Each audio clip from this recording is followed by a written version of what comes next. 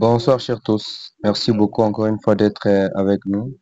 J'espère que vous allez très bien portant pour nous suivre encore toujours dans la deuxième section et aussi les premiers modules du cours de la résistance des matériaux. Hier nous l'avons introduit, nous avons présenté quelques hypothèses qui ont été émises par rapport au comment on pouvait analyser le comportement des structures. Alors aujourd'hui nous allons commencer avec le deuxième point qui est les propriétés des matériaux. Nous savons très bien que les matériaux résistent, mais aussi ils ont été à chaque fois soumis à des sollicitations et aussi cela peut être également, ça peut être des forces extérieures qui sont appliquées sur ces matériaux. Alors vous allez vous rendre compte que ces matériaux doivent avoir des propriétés bien intéressantes pour pouvoir supporter soit résister à toutes les sollicitations. Et nous avons les propriétés qui doivent avoir les matériaux dans la résistance des matériaux en question. Les matériaux doivent présenter un comportement élastique, c'est-à-dire doivent avoir l'élasticité. Cela veut dire que lorsqu'on applique par exemple une charge sur eux, et une fois que la charge est pratiquement supprimée, vous allez vous rendre compte que ces matériaux aura tendance à reprendre sa forme initiale. Ces matériaux doivent avoir une certaine résistance, c'est-à-dire doivent être en mesure, doivent avoir cette capacité-là de résister aux sollicitations. Les matériaux doivent pratiquement également avoir la rigidité, c'est-à-dire doivent avoir la capacité à se déformer, c'est-à-dire ils doivent avoir une résistance face aux déformations qui peuvent tout simplement se présenter. Et aussi, les matériaux doivent avoir la ductilité, très important.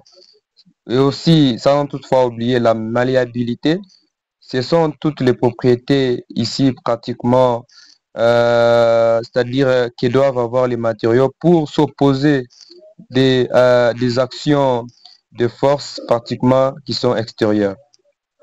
Alors nous allons également prendre le deuxième et le troisième point. Comment schématiser des liaisons? Nous avons les différentes liaisons en résistance des matériaux. Nous avons l'appui simple, nous avons l'encastrement, nous avons aussi l'appui double qui est caractérisé par une rotile.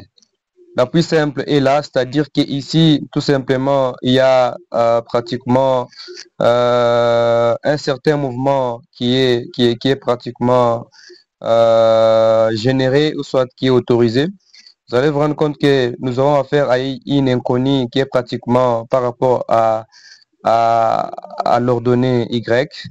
Et cette fois-là, nous avons également l'appui double où nous aurons besoin de deux inconnus en fonction de X et de Y. Nous avons également tout simplement l'encastrement. Cette fois-là, il y a trois inconnus pratiquement. Les deux réactions suivant les différents axes en tenant compte aussi du moment. Très important dans chaque cas, on doit toujours modéliser selon que les problèmes peuvent se présenter. Nous avons également les conditions d'équilibre statique où on nous dit pratiquement que la somme des forces par rapport à X doit être égale à 0. La somme des forces par rapport à Y doit être égale à 0 pour vérifier la staticité tout simplement de notre structure. Ça, c'est par rapport à l'équilibre des translations. Mais parlant de l'équilibre tout simplement des rotations, c'est-à-dire la somme des moments par rapport à un point donné doit être égale à 0.